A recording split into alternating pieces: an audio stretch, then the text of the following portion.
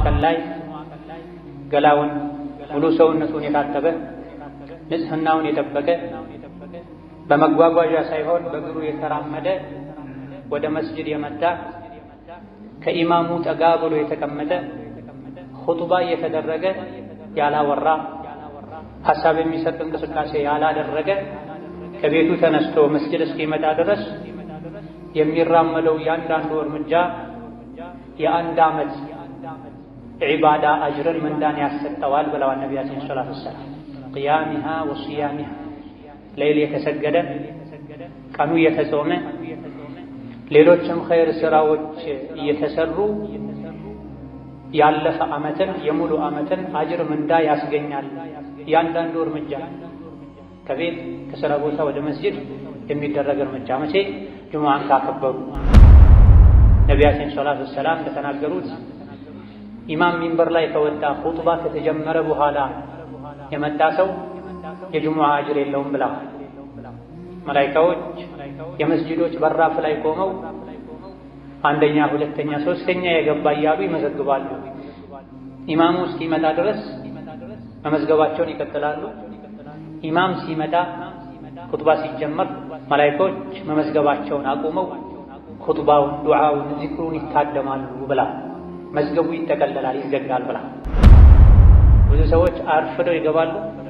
ገና ኢማሙ በወጉ እንኳን ሁለቴ ሳያሰላምት በአግባቡ ከሶላት በኋላ የሚባሉ ዚክሮችን ሳይሉ ለመውጣት ይቸኩላል። ጁሙዓን ለዒባዳ ልንሰጥ አላህን ተባረከ ወተዓላ ልናወድስበት በጁሙዓ ቀን ተወዳጅ ናቸው የተባሉ ዒባዳዎችን ሁሉ ልናደርግበት ይገባል። ከጁሙዓ ስጦታ ትሩፋት አንዱ ጁሙዓ ቀን ላይ አንዲት ወቅት አለች።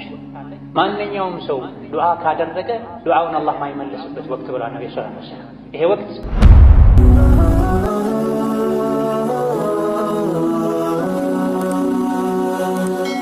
ሰብስክራይብ በማድረግ ቤተሰብ ይሁኑ። የአላህ ባሮች ሆይ አላህ ተባረከ ወተዓላ ያዛችሁን በመታዘዝ የከለከላችሁን ሙሉ በሙሉ በመከልከል ሁሌም በሁሉም ቦታ ላይ በሁሉም ጉዳይ ላይ የሚገባውን ፍራቻ ፍሩት። አላህ ተባረከ ወተዓላ ለነቢ ኡመት ከሰጣቸው ጸጋዎች አንዱ ጁሙዓ ቀን ነው። ጁሙዓ ቀን የሰው ልጆች ሁሉ አባት ነቢዩላህ አደም የተፈጠሩበት ቀን ነው። ሸይጣን አሳስቷቸው አንድ ጥፋት አጥፍተውም ወደ ምድር የወረዱበት ለረዥም ጊዜ እያለቀሱ አላህን እየተማጸኑ ቆይተው ተውበታቸውን ተቀብሏቸው ከጌታቸው የታረቁበትም ቀን ነው። ቅያማ የሚቆምበትና የሰው ልጆች ከጌታቸው ጋር የሚገናኙበትም ቀን ነው። አይሁዶች ቅዳሜ፣ ነሷራ ወይም ክርስቲያኖች እሁድን ልዩ ቀናችን ብለው እንደሚያከብሩት እኛ ሙስሊሞች በዒባዳ ወደ አላህ በመቃረብ እንድናከብረው የተሰጠን የአላህ ተባረከ ወተዓላ ስጦታ የሆነ ቀንም ውስጡ ላይ ብዙ ስጦታዎችን ይዟል። ጁሙዓ ቀን ጁሙዓ ቀን ላይ ገላውን ሙሉ ሰውነቱን የታጠበ ንጽህናውን የጠበቀ በመጓጓዣ ሳይሆን በእግሩ የተራመደ ወደ መስጂድ የመጣ ከኢማሙ ጠጋ ብሎ የተቀመጠ ኹጥባ እየተደረገ ያላወራ ሐሳብ የሚሰጥ እንቅስቃሴ ያላደረገ ከቤቱ ተነስቶ መስጂድ እስኪመጣ ድረስ የሚራመደው ያንዳንዱ እርምጃ የአንድ ዓመት ዒባዳ አጅርን ምንዳን ያሰጠዋል ብለዋል ነቢያችን ሰለላሁ ዐለይሂ ወሰለም። ቅያሚሃ ወሲያሚሃ ሌሊት የተሰገደ ቀኑ የተጾመ ሌሎችም ኸይር ስራዎች እየተሰሩ ያለፈ ዓመትን የሙሉ ዓመትን አጅር ምንዳ ያስገኛል። ያንዳንዱ እርምጃ ከቤት ከሥራ ቦታ ወደ መስጂድ የሚደረግ እርምጃ መቼ ጁሙዓን ካከበሩ በጊዜ መስጂድ ከገቡ ከኢማም ተጠግተው አንደኛ ሶፍ ሁለተኛ ሶፍ ቁጭ ካሉ ካረበሹ ሰው ካላስቸገሩ የሰው ትከሻ እየረገጡ ካልገቡ አብረው ቁጭ ያሉ ሰዎችን ካለዩ መሰል ጥፋቶችን ካላጠፉ ጁሙዓ ቀን ላይ ጸድቶ ታጥቦ በጊዜ ወደ መስጂድ የሄዱ የሚራመዱት እርምጃ አንድ እርምጃ ብቻ የአንድ ዓመት ዒባዳ አጅር ያሰጣል። 100 እርምጃ የተራመደ ሰው የ100 ዓመት አጅር ያገኛል ለጁሙዓ በመሄዱ። 1000 እርምጃ 1000 እርምጃ ተራምዶ የመጣ የ1000 ዓመት አጅር ያገኛል ማለት ነው። ጁሙዓ ቀን ቅያማ የሚቆምበት ቀን። ከሰው ልጆች ውጭ ያሉ ፍጥረታት ጁሙዓ ቀን ላይ ይጨንቃቸዋል፣ ቅያማ የሚቆም ይመስላቸዋል። የሰው ልጅ ነው ከፍጥረታት ሁሉ ደረቁ፣ ከጂኖች ጋር የሚመሳሰለው ሰው ነው። አይፈራም። ጁሙዓ ቀን እንኳ ሆኖ ይዘናጋል፣ ቸላ ይላል። ገና ነው ያለ ኢማሙ ሚንበር ላይ ከወጣ በኋላ ነው ብዙ ሰው የሚመጣው። ነቢያችን ሰለላሁ ዐለይሂ ወሰለም እንደተናገሩት ኢማም ሚንበር ላይ ከወጣ ኹጥባ ከተጀመረ በኋላ የመጣ ሰው የጁሙዓ አጅር የለውም ብለዋል። መላኢካዎች የመስጂዶች በራፍ ላይ ቆመው አንደኛ፣ ሁለተኛ፣ ሶስተኛ የገባ እያሉ ይመዘግባሉ። ኢማሙ እስኪመጣ ድረስ መመዝገባቸውን ይቀጥላሉ። ኢማም ሲመጣ ኹጥባ ሲጀመር መላኢካዎች መመዝገባቸውን አቁመው ኹጥባውን፣ ዱዓውን፣ ዚክሩን ይታደማሉ ብላ መዝገቡ ይጠቀለላል፣ ይዘጋል ብላ። ጁሙዓ ቀን ላይ ተወዳጅ የሚባሉ ዒባዳዎች አሉ። ለጁሙዓ ሲሉ ገላን መታጠብ፣ ነጭና ንጹህ ልብስ መልበስ፣ ሽቶ መቀባት፣ መነሳት ያለባቸው ሰውነት ላይ የሚገኙ ሸሪዓው እንዲነሱ ያዘዘ የፈቀደ ፀጉሮችን ማንሳት፣ ጥፍር መቁረጥ፣ ሱረቱል ካህፍን መቅራት፣ ኢማም እስኪመጣ ድረስ የቻሉትን ያክል ሁለት ረክዓ እየሰገዱ ዱዓ ማድረግ፣ ነቢ ላይ ሰላዋት ማውረድ ልዩ የጁሙዓ ቀን ዒባዳዎች ናቸው። ብዙዎቻችን በእውቀት ማነስ ወይም በቸልተኝነት ምክንያት እነዚህን ረስተናል። ትልቁ ትኩረታችን ሶላቱ ላይ ብቻ ነው። ሶላቱንም የተለያዩ ጥፋቶችን በማጥፋት ምንዳችን ዝቅተኛ ሆኖ ነው የምንመለሰው። እነሆ ጁሙዓ ቀን ቅያማ የሚቆምበት ቀን ከመሆኑ አንፃር ነብዩ ሰለላሁ ዐለይሂ ወሰለም ቅያማን የሚያስታውሱ አንቀጾችን፣ ሱራዎችን ይቀሩበት ነበር። ጁሙዓ ቀን ላይ የሚቀሩ በርካታ ሱራዎች አሉ። ገና ማለዳው ላይ ሱረቱ ሰጅዳ ነው የሚቀራው። የጁሙዓ ቀን ፈጅር ላይ ነቢዩ ዓለይሂ ሰላቱ ወሰላም የመጀመሪያው ረክዓ ላይ ሱረቱ ሰጅዳን አሊፍ ላም ሚም ተንዚልን ይቀሩ ነበር። ሁለተኛው ረክዓ ላይ ደግሞ ሱረቱል ኢንሳን ሀል አታ ዐለል ኢንሳኒ ሒኑን ሚነ ደህር የሚለውን ይቀሩ ነበር ተብሏል። ለምንድን ነው ዘውትር ጁሙዓ ማለዳ ላይ እነዚህ ሁለት ሱራዎችን ይቀሩ የነበረው የተባለ እንደሆነ ሁለቱም ሱራዎች የሰው ልጅን አፈጣጠር በምን መልኩ እንደተፈጠረ፣ ለምን እንደተፈጠረ፣ አኼራ ላይ ምን እንደሚጠብቀው የሚዘረዝሩ ሱራዎች ስለሆኑ ነው ተብሏል። በየሳምንቱ ጁሙዓ ቅያማ በሚቆምበት ቀን ልዩ የዒባዳ ቀን በሚባል ዕለት ገና ማለዳ ላይ ከእንቅልፋችን እንደነቃን እነዚህ ሱራዎችን የምንሰማው ዛሬ የዒባዳ ቀን ነው፣ ምናልባትም ቅያማ ሊቆምበት የሚችል ቀን ነው እንድንል፣ የተፈጠርንበትን ዓላማ እንድናውቅ፣ ከደካማ የዘር ፈሳሽ እንደተፈጠረ ኋላ ላይ ግን ጀነት ወይም ጀሀነም እንደሚጠብቀን የሚያስታውሱ አንቀጾች ሱራዎች ስለሆኑ ነበር የሚቀሯቸው። ወከዛሊክ ጁሙዓ ሶላት ላይም አብዛኛውን ጊዜ 4 ሱራዎችን እየተካኩ ይቀሩ ነበር። አንዳንዴ የመጀመሪያው ረክዓ ላይ ሰቢሕ እስመ ረቢከል አዕላ፣ ሁለተኛው ላይ ሀል አታከ ሐዲሱል ጋሺያን ይቀሩ ነበር። እነዚህም የሰው ልጅ ዱንያን ማስበለጥ እንደሌለበት፣ ዱንያ ጠፊ እንደሆነች፣ አላህ ተባረከ ወተዓላን ሁሌ ማጥራት እንዳለብን፣ መስገድ፣ ዘካ መስጠት እንዳለብን የሚነገር ሱራ ሲሆን ሌላኛው ሱራ ደግሞ ቅያማን፣ አኼራን የሚያስታውስ በዛ ቀን ከፊል ፊቶች እንደሚያፍሩ፣ እንደሚዋረዱ፣ እንደሚሰቃዩ፣ ሌሎች ደግሞ በደስታ በጸጋ በድሎት በምቹ የጀነት ህይወት እንደሚያሳልፉ የሚነገርበት ሱራ። ይሄም ስለ ቅያማ፣ ስለ ጀነት፣ ስለ ጀሀነም፣ ስለ አኼራ የሚናገር ስለሆነ ነው በየሳምንቱ ጁሙዓ እነዚህ ሁለት ሱራዎችን ሶላት ላይ ይቀሩ የነበር።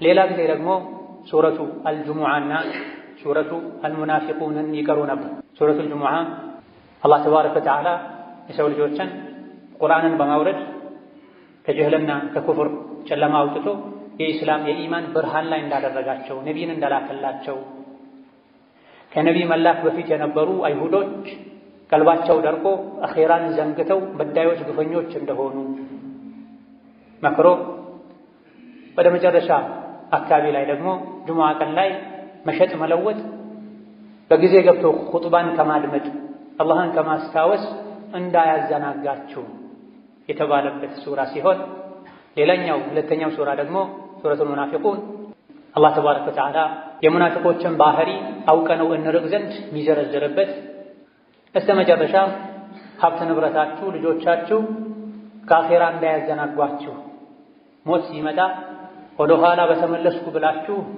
ማይሳካ ምኞትን እንድትመኙ እንዳያደርጋችሁ የተባለባቸው ሱራዎች ናቸው። እነዚህ ሱራዎች በየጊዜው ጁሙዓ ላይ የተቀሩ እየሰማን ቅያማን ማናስታውስ ለአኺራ ማንዘጋጅ ከሆነ ጁሙዓ መስገዳችን ብዙም አልጠቀመንም ማለት ነው።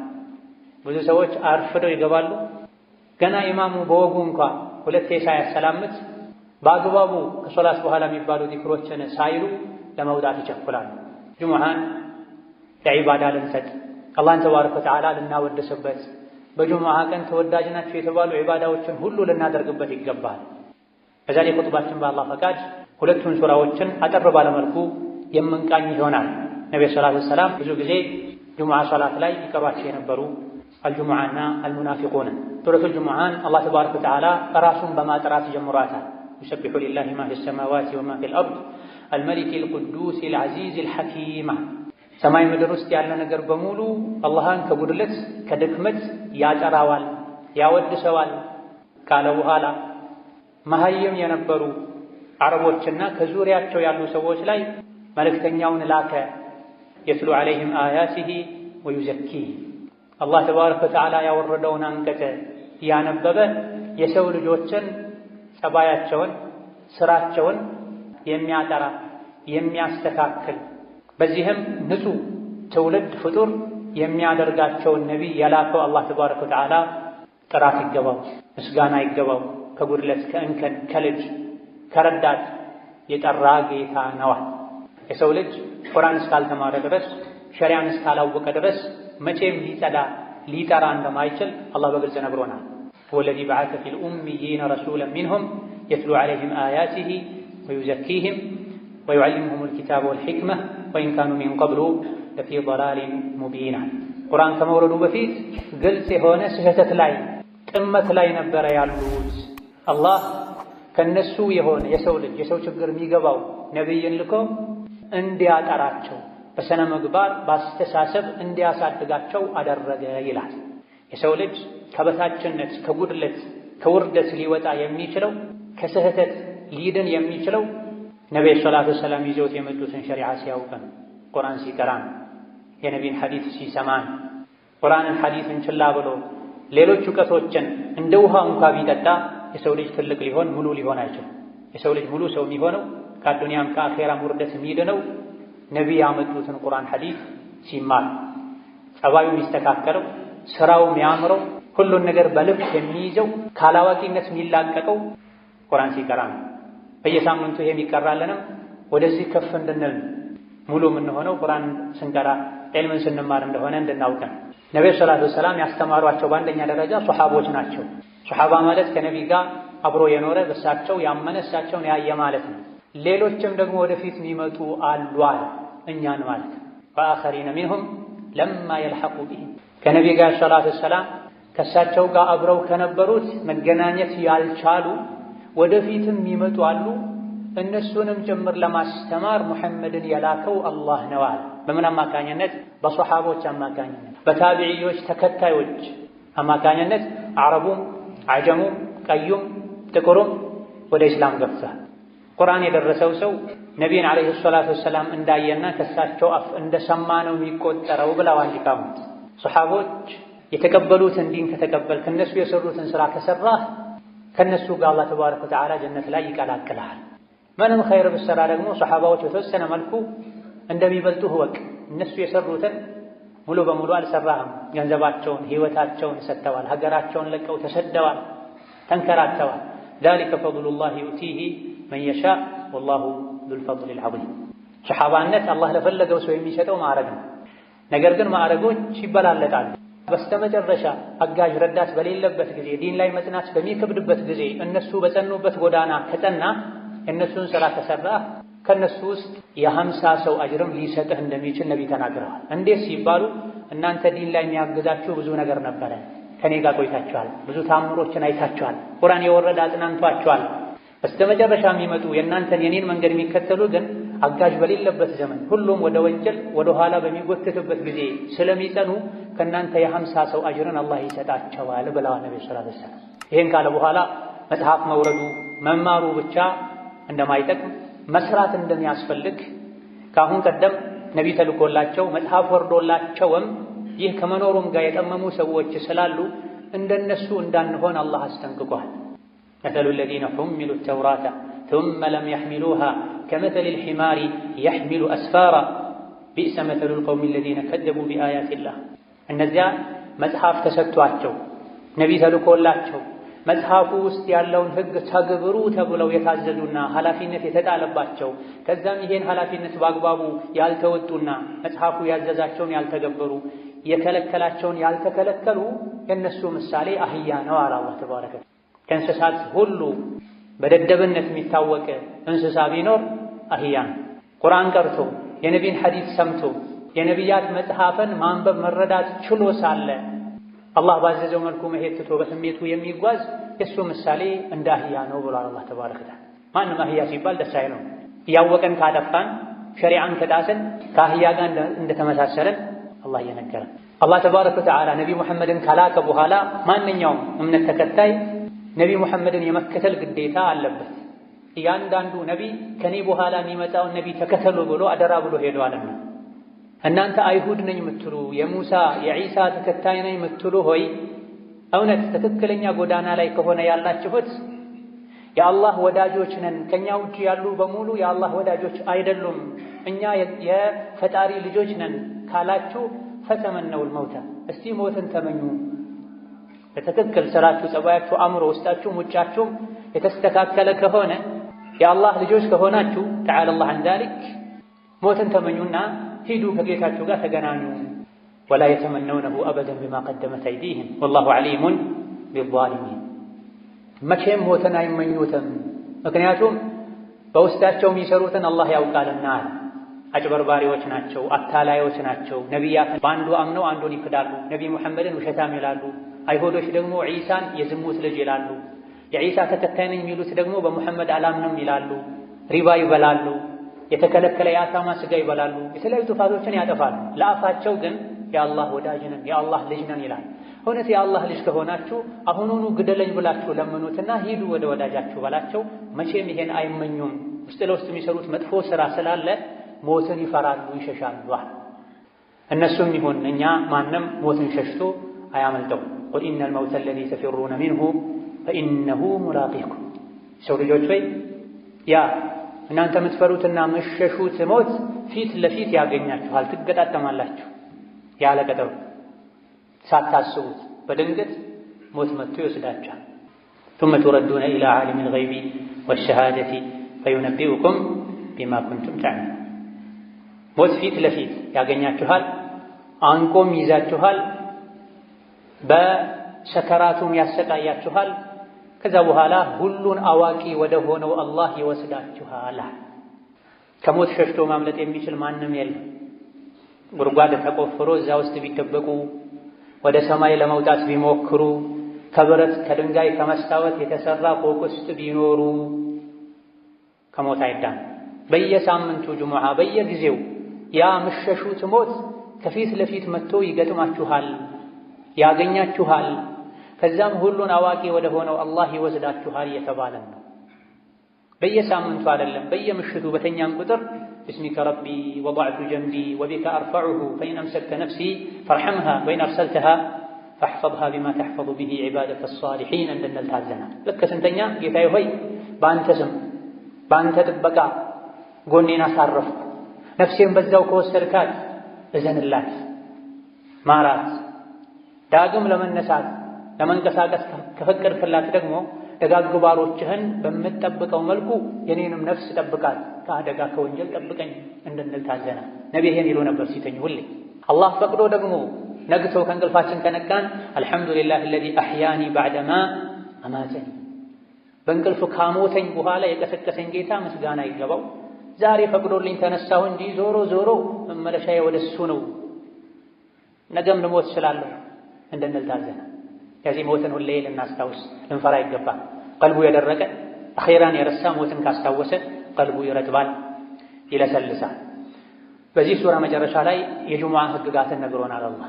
ያ አዩሃ አለዚነ አመኑ እናንተ አማኞች ሆይ በአላህ በአኼራ የምታምኑ ኢዛ ኑዲየ ሊሶላቲ ለሶላት ጥሪ ከተደረገ የጁሙዓ ቀን አዳን ከተደረገ ሁለት አዳን ባለበት ቦታ ላይ ጁሙዓ ቀን ላይ ሁለተኛ አዳን ከተደረገ ፈስዐው ኢላ ዚክሪላህ የያዛችሁትን ነገር ሁሉ እርግፍ አድርጋችሁ በመተው አላህን ወደ ማስታወስ ኹጥባ ወደ መስማት ሶላት ወደ መስገድ ፍጠኑዋ።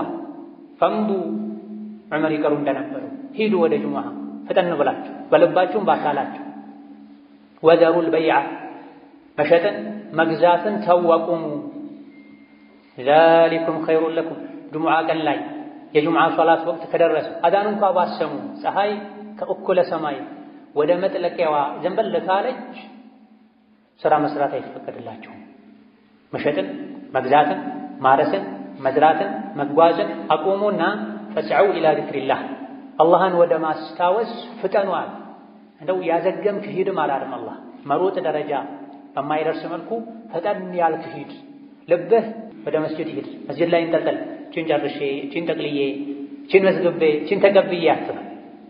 ለሶላት ተጠራህ አዳን ሰማህ ወደ መስጂድ። ኹጥባን አላህ ዚክር ያለው ነቢያችን ሰለላሁ ዐለይሂ ወሰለም የኹጥባ አደራረጋቸው በሚታይበት ጊዜ አብዛኛውን ጊዜ ቁርአን ነበር የሚቀሩት። ብዙ ጊዜ ኹጥባ ላይ ሱረቱ ቃፍን ይደጋግሙ ነበር።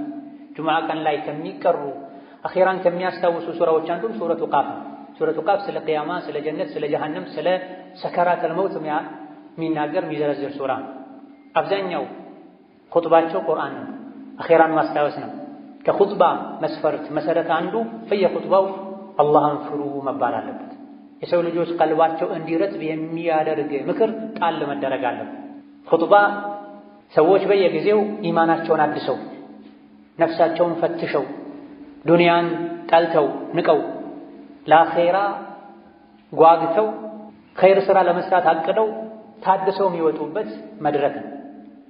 ለዚህ ቁርአኑ ኹጥባን ዚክር ብሎታል። ፈስዐው ኢላ ዚክሪላህ። ለዚህም ነው መላኢኮች ሁሉ ኹጥባ ሲጀመር ስራ ያቆማሉ። የመመዝገብ ስራቸውን አቆመው ኹጥባ ያደምጣል። ኹጥባ የጁሙዓ 2 ረክዓ ሶላት ተደርጎ ነው የሚታሰቡ። ዙህር ሶላት 4 ረክዓ፣ ጁሙዓ 2 ረክዓ። ለምንድን ነው በየሳምንቱ ጁሙዓ ቀን ላይ ሌላ ቀን 4 ረክዓ የነበረው ዙህር ጁሙዓ 2 የሚሆነው? 2 ረክዓ በኹጥባ ተክሶ ነው። ኹጥባ ያመለጠው ሰው የሶላቱ ግማሽ እንዳመለጠው ነው የሚቆጠረው ማለት ነው። ኹጥባ ሲደረግ የተጫወተ አጠገቡ ካለ ሰው ጋር ያወራ ጠጠር የነካ ሞባይሉን የነካካ ሶላት የለውም ተብሏል። ወመን ለጋ ፈላ ጁሙዐተ ለሁ። ኹጥባ ሲደረግ ያወራ ሐሳብ የሚሰርቅ ነገር ያደረገ ጁሙዓ የለውም። ጁሙዓ የለውም ማለት ቅድም የተነገሩ ሁሉ ትርፋቶችን አያገኝም ማለት ነው። ለጁሙዓ ቅድም የተዘረዘረው መስፈርት አሟልቶ መጥቶ የሰገደ በእያንዳንዱ እርምጃ የአንድ ዓመት አጅር ይጻፍለታል። የጾም የሰደቃ የሌይል ኢላ ገይሪ ዛሊክ። ጁሙዓ ላይ ግን አደብ የጣሰ ኹጥባን በአግባቡ ያላደመጠ ጥፋቶችን ያጠፋ ጭራሽ ኹጥባ ያልሰማ ኢቃም ሲል የመጣ ጁሙዓ የለም። ብዙ ጊዜ ኹጥባ እንዳንሰማ ሶላትን ከአወሉ ጀምረን እንዳንሰግድ የሚያደርገው ዱንያ ነው። ስለዚህ ምን አለ? ወዘሩል በይዓ መሸጥን ተዋ። መሸጥ ከሌለ መግዛት የለም፣ መግዛትም ተው ማለት ነው።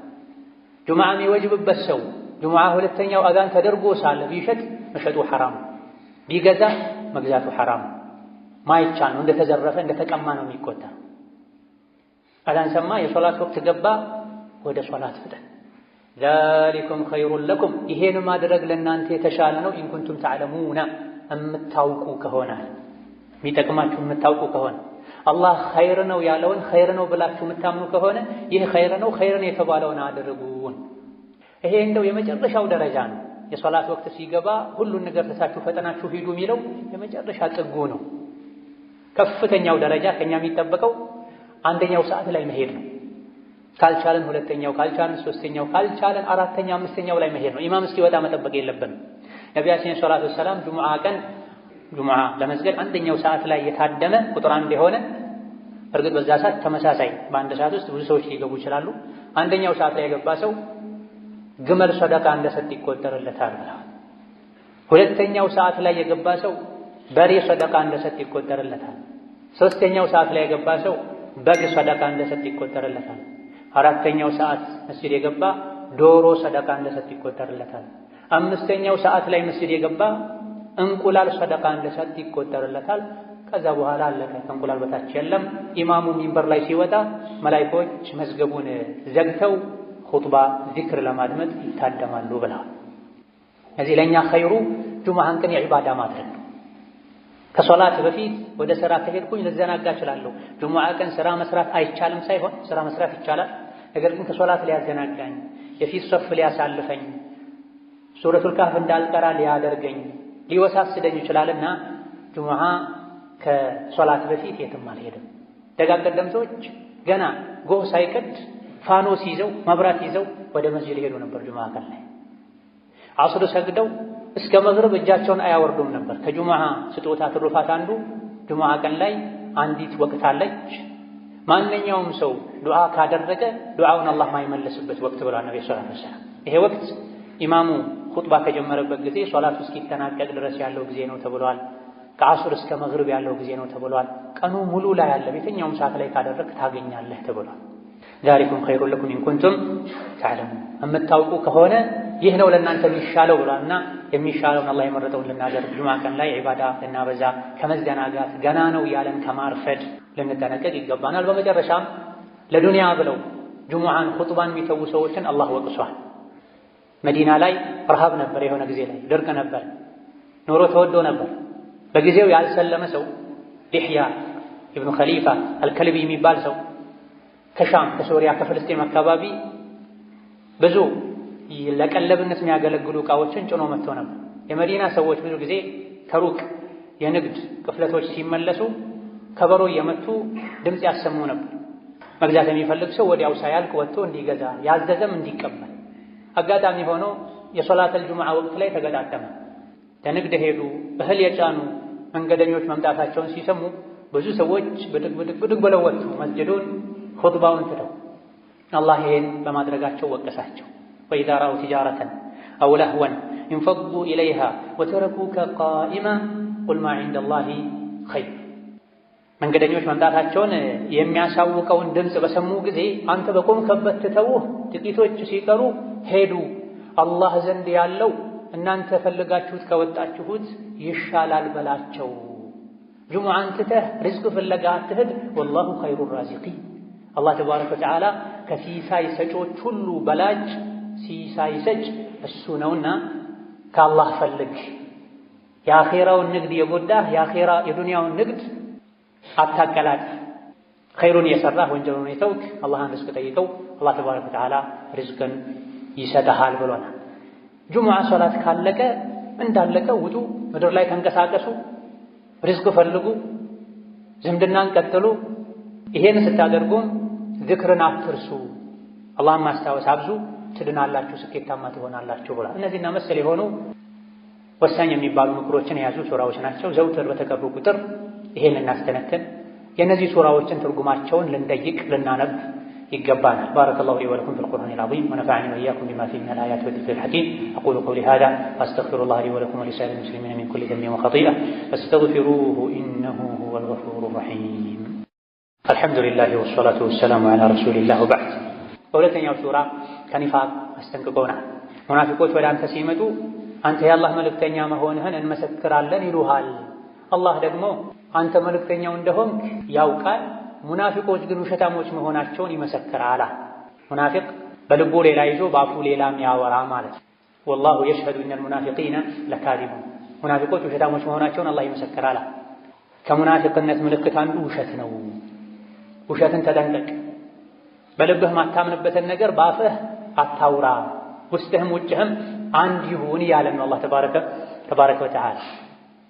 ከዛ አስከትሎ ሙናፊቆች ውጫቸው እንደሚያምር ውስጣቸው ግን ባዶ እንደሆነ ነግሮናል። ወኢዛ ረአይተሁም ቱዕጂቡከ አጅሳሙሁም፣ መናፍቃንን አስመሳዮችን የበቅሎ ሰውነት የእርግብ ጭንቅላት ያላቸው አኼራ ማያሳስባቸው ውጫቸውን ብቻ የሚያሳምሩ የሚያደልቡ ቀልባቸው ባዶ የሆነ ስታያቸው ቱዕጂቡከ አጅሳሙሁም፣ ሰውነታቸው ወዛቸው ደስ ይልሃል። ሲናገሩም ደግሞ ንግግራቸው ይስብሃል። አፋቸው ቅቤ ነው፣ ልባቸው ሌላ ቢሆንም ነገር ግን ማይረቡ ሰዎች ናቸው።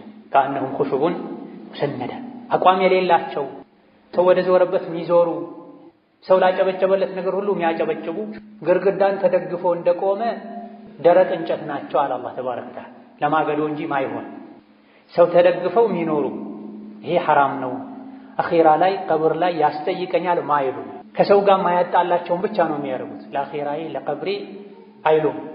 የአኺራን ብቸኝነት አይፈሩም፣ የአዱንያን ብቸኝነት ነው የሚፈሩት። ከመጥፎ ባህሪያቸው አንዱ ባጠፉት ጥፋት ምክንያት ሲመከሩ ተውበት አድርጉ፣ አላህን ምህረት ጠይቁ፣ ነቢይም እስትግፋር ያደርጉላችሁ ሲባሉ ለወው ሩኡሰሁም አልፈልግም ይላሉ፣ ወደ ኋላ ይላሉ፣ ይሸሻሉ።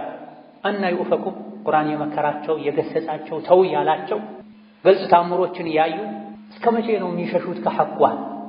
ዱዓ ይደረግላችሁ እስትግፋር ይደረግላችሁ ሲባሉ ለምንድን ነው አልፈልግም ይሉታ?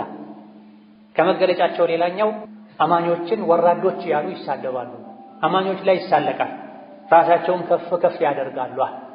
የቁሉነ ለኢን ረጀዕና ኢለል መዲነቲ ለዩኽሪጀና አልአዐዙ ሚንሀል አዘል ወሊላሂ አልዒዘቱ ወሊረሱሊሂ ወሊልሙእሚኒና ወላኪነል ሙናፊቂነ ላ የፍቀሁነ። ነቢዩ ሰላቱ ወሰላም ጉዞ ላይ ሳሉ ሁለት ሰዎች ተጣሉ። አንደኛው ሙሃጅሮች ሆይ ድረሱልኝ አለ፣ ሌላኛው አንሷሮች ሆይ ድረሱልኝ አለ። በዚህ መሃል ሙናፊቅ ብዙ ጊዜ ጋጋታ ይመቸዋል፣ ረብሻ ይመቸዋል፣ ኡማውን ለመከፋፈል።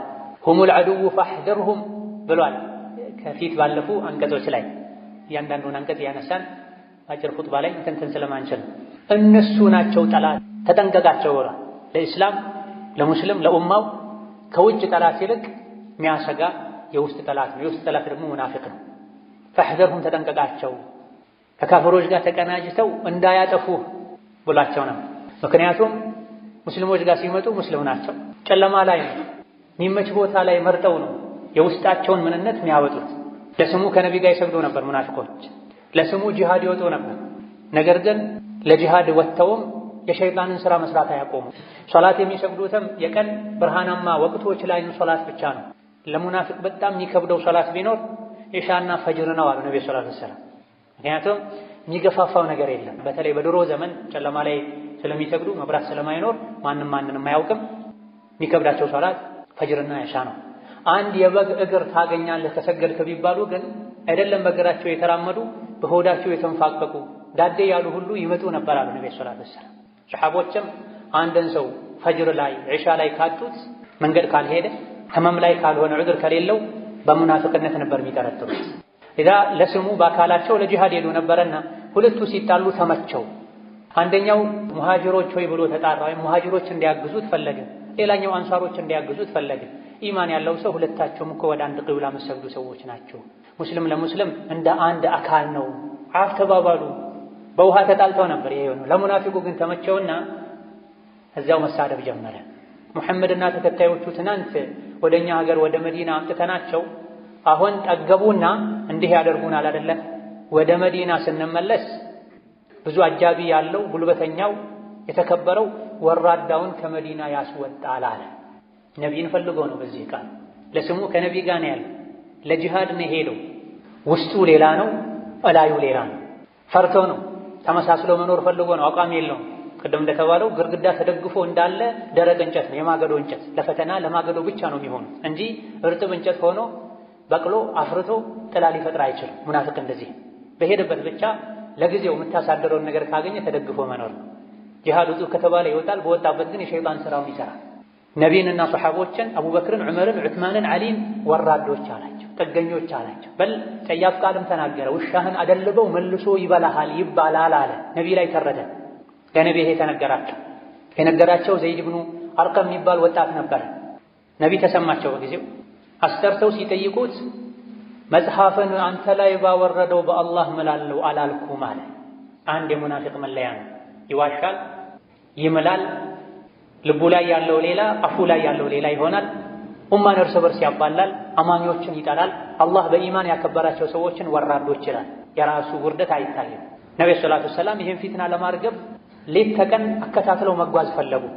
ቀን ሙሉ ሲጓዙ ዋሉ፣ አዳሩንም ሲጓዙ አደሩ። የሚቀጥለው ቀን ላይ ፀሐይ መጥቷቸው መጓዝ እስኪሳናቸው ድረስ እንዲጓዙ አደረጉ፣ ወሬው እንዳይሰራጭ። ምክንያቱም ይሄን ያወራው ሰው ሰዎች ከላይ ላይ ሲያዩ ጥሩ ሰው፣ ብዙ ተከታዮችም አሉት፣ አድናቂዎችም አሉት፣ ባለ ሀብትም ነው። ይሄ ወሬ ከተሰራጨ ሙሃጅርና አንሷር ብለው ለሁለት ሊካፈሉ ሊፋጁባቸው። ደክሟቸው ከእንግዲህ በወሬ አይጠመዱም ሲሉ ፈቀዱላቸው፣ አረፉ። ሙናፊቁ ሲያወራ ሰምቶ ለነቢ የነገራቸው ሰው ግን ተገለለ። ሳታረጋግጥ ወሬ አምጥተህ አሳፈርከን አሉት። አጎቶቹን ወቀሱት። መዲና ከደረሱ በኋላም ተነጥሎ ቤት ውስጥ ቁጭ አለ። አላህ ግን ተባረከ ወተዓላ ወራዳው ማን እንደሆነ ውሸታሙ ማን እንደሆነ ዝም አላለም፣ አጋለጠ። ከዚህ የምንወስደው ቁም ነገር ለጊዜው ከሰው ወቀሳ ለመውጣት ብለን ውሸት ፈጥረን ብናወራ፣ ሰውን ከሰው ጋር ብናጣላ እያደረ ሐቁ ይወጣል። ያኔ ሐቀኛው ይካሳል። ለጊዜው አስመስሎ የነበረ ሁለቴ ይዋረዳል። ሰዎች ፊትም ይዋረዳል፣ አላህ ፊትም ይዋረዳል። መዲና ስንገባ የተከበሩት አቅም ያላቸው ትናንት የመጡ ጥገኛ ወራዶችን ያስወጣሉ ያለው ሰው የራሱ ልጅ ነቢ ጋር ነበር። በኢማን የተመሰከረለት ሰው ነበር። ለነብዩ ሰለላሁ ዐለይሂ ወሰለም ይሄ ሰው ይገደል ካልክ በኒፋቁ አንቱን በዚህ ጠያፍ ቃል በመግለጡ ይገደል ካልክ እኔ ነኝ የምገድለው። ምክንያቱም የመዲና ሰዎች በሙሉ ያውቃሉ እንደኔ አባቱን የሚወድና አባቱን የሚታዘዝ ሰው የለም። በዚህ ልክ መወደውን አባቴን ሌላ ሰው ገድሎት አባቴን የገደለን ሰው አይቼ ተሳስቼ እንዳልገድለው፣ ሙናፊቅ ካፍር ገድሎ በሱ ምክንያት ሙእምንን ገድዬ እሳት እንዳልገባ ፈራለሁና ይገደል ካልክ እኔ ነኝ የምገድለው ፍቀድልኝ አላቸው። በዚህ አላበቃ። መዲና መግቢያ በር ላይ ቆሞ ሰይፉ መዞ አንተ ቅድም ጉዞ ላይ ጂሃድ ላይ ያለን መዲና ስንገባ የተከበሩት ወራዶችን ያስወጣሉ አልክ። ራስህን የተከበርክ ነቢን ወራዳ አልክ አይደለ? አሁን እዚህ ጋር ቆመህ እኔ ነኝ ወራዳው ነቢይ የተከበሩ ናቸው እስካላልክ ድረስ መዲና አልገባም አለው። ለነቢይ ደረሳቸው። ተው ይግባ፣ ነቢይ ባይፈቅዱልህ አትገባም ነበር አለው። ከዚህም ሌላ ምን ወስደው ቁም ነገር አለ። ኢማን ልብ ውስጥ ከገባ ምድራዊ ትስስሮች ቦታ አይኖራቸው። ከአባቱ ይልቅ ነቢን አስበልጦ ወዶ ነው። ይገደል ካልክ እኔ ነኝ የምገድለው ከፈቀድክ። ከፍሯልና ኡማ ከፋፍሏልና ደግሞም ራሱን ከፍ አድርጎ አንተ ዝቅ አድርጓል። እኔ ነኝ ወራዳው ነቢይ የተከበሩ ናቸው ሳትል አትገባም ብሎ በር ዘግቶበት መጨረሻ ላይ ነብዩ ሰለላሁ ዐለይሂ ወሰለም መሐመድ ጓደኛውን ገደለ እንዳይባል ሰው እናባብለው አሉ። ብዙም ሳይቆይ በዛው በቅርብ ጊዜ አላህ ተባረከ ወተዓላ እንዲሞት አድርጎታል። هم الذين يقولون لا تنفقوا على من عند رسول الله حتى ينفضوا። ከድሮ ጀምሮ እስከ ዛሬ የእስላም ጠላቶች የዲኑ ጠላቶች ኡማውን በተለያየ መልኩ ማሸት ማድከም ይፈልጋል። ኡማው ላይ የተለያዩ ማዕቀቦችን ይጥላሉ። ሙስሊሙ ነፃ ሆኖ ነግዶ ባለሀብት እንዳይሆን፣ ሙስሊሙ ተምሮ ሰልጥኖ ለዲኑ የሚበጀ ነገር እንዳያደርግ በተለያየ መልኩ ይጥራል። ያኔ መዲና የነበሩ የጥንት የመጀመሪያ የእስላም ጠላቶችም ይሄን አድርገውታል። አብዛኞቹ ለዲናቸው ብለው የተሰደዱ ሰዎች መካ ላይ ሌላም አካባቢ ላይ ንብረታቸውን ጥለው ነበረ ከነቢ ጋር ለመሆን ዲን ለመማር ብለው ወደ መዲና የተሰደዱትና የሚበሉት የሚጠጡት አልነበራቸው። ጥገኞች ነበሩ። አንዳንድ የቴምር ማሳ ያላቸው ሰዎች ወደ መስጂድ ሲገቡ የቴምር ቀንዘላ ሰብረው አምጥተው መስጂድ ምሰሶዎች ላይ አንጠልጥለው ያችን የቴምር ፍሬ በልተው የሚኖሩ ነበር። ከረሃብ ብዛት የመጣ ሶላት የተሰገደ አዙሯቸው የሚወድቁም ነበሩ ከሰሃቦች። በዚህ መልኩ ሰብረው ሌሎች በሚያደርጉላቸው ድጓማ የሚኖሩ ሰዎችን ከመዲና ለማባረር ደጋፊ ለማሳጣት ሙናፊቆች ሲራሲሩ ላ ቱንፊቁ ዐላ መን ዒንደ ረሱሊላሂ ሐታ የንፈዷ። ከሙሐመድ ዙሪያ ያሉ ሰዎችን አደጉሟቸው፣ ሰደቃ አትስጧቸው፣ ሙሐመድን ጥለው መዲናን ጥለው ይወጡ ዘንድ አሉ። ወሊላሂ ኸዛኢኑ ሰማዋቲ ወልአርድ ወላኪነል ሙናፊቂነ ላ ያዕለሙን አላ። የሰማይ የምድር ካዝና የአላህ ነው።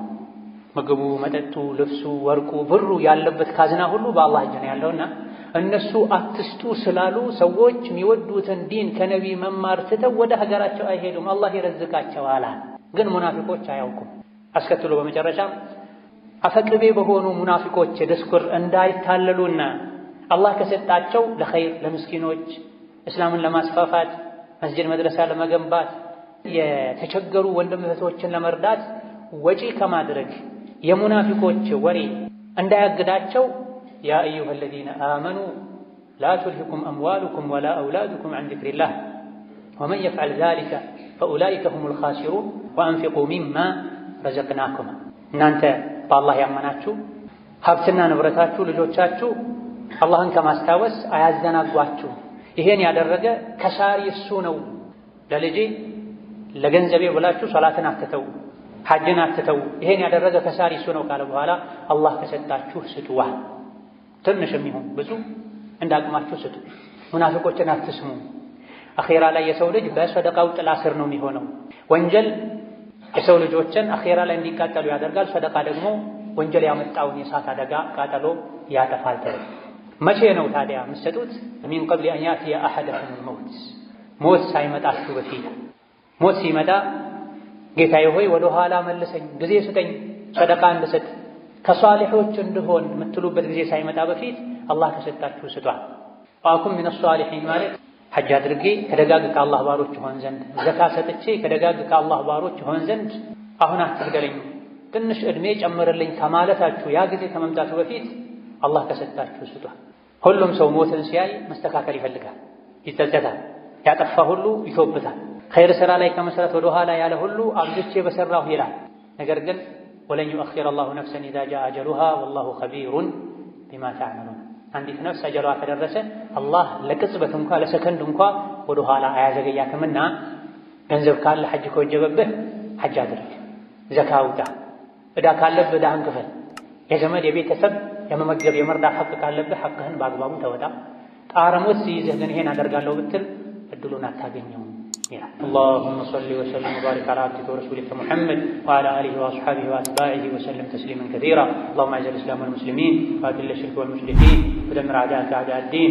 اللهم اجعل هذا البلد آمنا مطمئنا وسائر بلاد المسلمين. اللهم آمنا في دورنا وأوطاننا ولا تسلط علينا بذنوبنا من لا يخافك ولا يرحمنا. اللهم اهدنا وسددنا والهمنا رشدنا وقنا شرور أنفسنا. اللهم اشف مرضنا ومرضانا ومرضى المسلمين. ربنا آتنا في الدنيا حسنة وفي الآخرة حسنة وقنا عذاب النار. آمين والحمد لله رب العالمين.